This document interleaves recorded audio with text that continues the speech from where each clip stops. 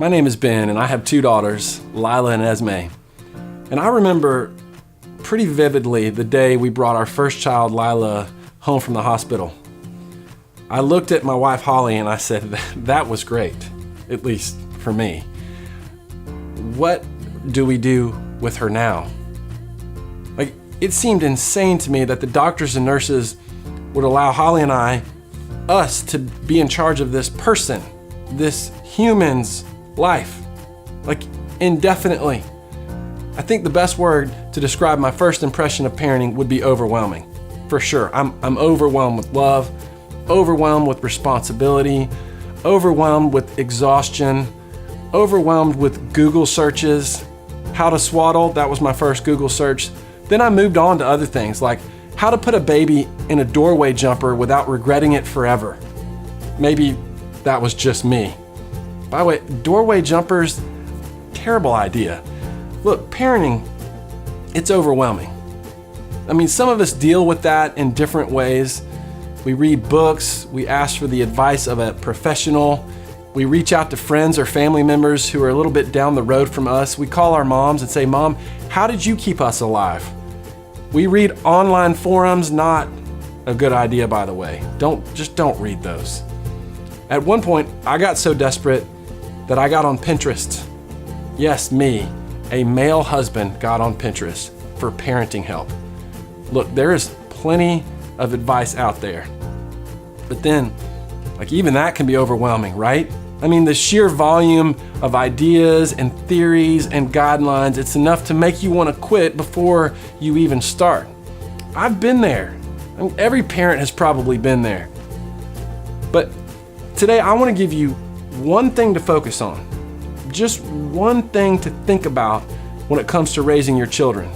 I know there's a lot that you could, but I'm just going to give you one thing. If you can get this concept, we think it will narrow the scope of your focus. And maybe over time, it'll ease some of the overwhelming feelings that we all deal with. In Deuteronomy 6, chapter 6, verses 5 through 7, Moses gives some parenting advice. And here's what he said. He said simply, love the Lord your God with all your heart and with all your soul and with all your strength. These commandments that I give you today are to be on your hearts. Then he says, impress them on your children. Talk about them when you sit at home and when you walk along the road and when you lie down and when you get up. That's simple. Moses doesn't begin a debate on whether or not you should let your child cry it out or not. He doesn't say this one command I give you, baby sign language. He doesn't talk about how much television kids should watch. No, Moses says, look, he tells the people the most important thing they can pass along to their child is a love and knowledge of their Heavenly Father. And so we think, oh, that's so obvious. Of course I'm going to pass that on. But it's easy, isn't it, to get caught up in all the day-to-day tasks involved with parenting. And it's so easy to lose sight of this simple truth. Outside of them knowing they are loved, nothing is more important than your child's faith. Nothing is more important than living a life that shows your child that their Heavenly Father created them and loves them and desperately wants a relationship with them. So instead of asking yourself, what do you want your child to do? What if you asked yourself, who do I want my child to be? There was a season of my life when I used to go running with my brother-in-law, Tim. Now, to Tim, running is easy and fun, okay? He's one of those people. To me, running is terrible and hard. I'm one of those people, okay? He's one of those guys who can carry on effortless conversations while he runs. I hate people like that. I'm gasping for air. I'm grunting. I'm trying to hide the fact that I'm crying. But one day, while I was doing what I did best, which was complaining to Tim that I couldn't go any farther, he said, look, why don't you just look up and find a landmark way off in the distance? Just focus on making it there. And so that's what I did.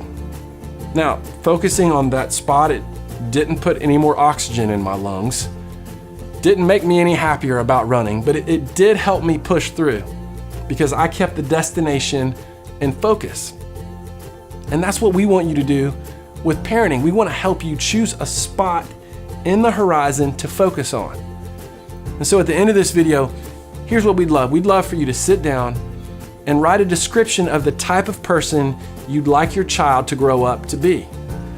Do you want your child to be forgiving? Do you want your child to be generous, a good friend, a hard worker, compassionate, determined, loyal? We want you to choose 3 to 5 words. Now, you're going to share these during the baby dedication event, so we want you to make sure that you write them down, write them out. Now, I realize, and I would probably be like this, some of you are going to look at this list and start getting overwhelmed all over again. You're thinking, whoa, wait a minute. I'm just trying to get my daughter to sleep longer than 3 hours a night. I'm trying to get my son to eat something other than marshmallows for dinner. And you want me to focus on teaching them how to be compassionate? That's not what this list is. This list, it's your ultimate destination. Let your periphery take care of the little things, but let this list navigate the big moments and the big decisions. Because look, right now is important. And the crazy, overwhelming moments along the way are important.